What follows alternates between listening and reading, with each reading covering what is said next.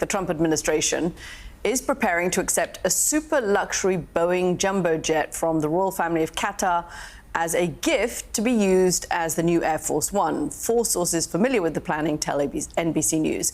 According to one of the sources, the arrangement will be done according to US and international laws in observance of ethics rules.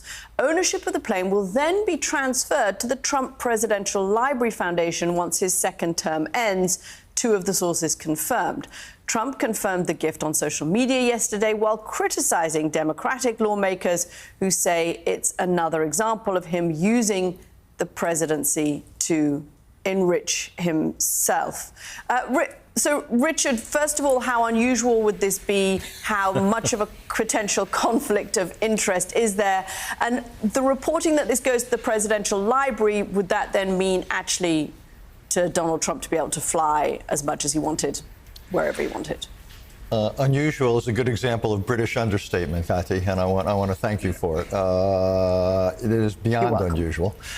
Look, this would be a massive gift. This is from Qatar to the United States.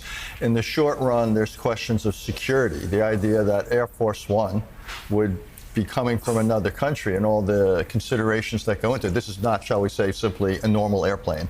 It is configured in all sorts of ways for what it can defend against and what it's able to carry out from when it's up in the air. And then, yes, it would be transferred in, several years to the Presidential Foundation, which would then, this would become an aircraft there for the personal use for then the former president of the United States. And the idea that it's not inconsistent with U.S. law, as the Attorney General and one of the lawyers seem to have said, because the quid pro quo is not explicit. That doesn't pass the seriousness test, because obviously this would mean that the government transferring the plane would get certain considerations, or we couldn't be sure that they didn't. So I could. It's hard to imagine that people would not be. Let me put it that way. Would not be uncomfortable with this. I just think back to recent years. If an American official traveled abroad and was given a ceremonial sword, or a leather-bound notebook, he'd have to declare it and give it to somebody at the State Department and probably never see it again.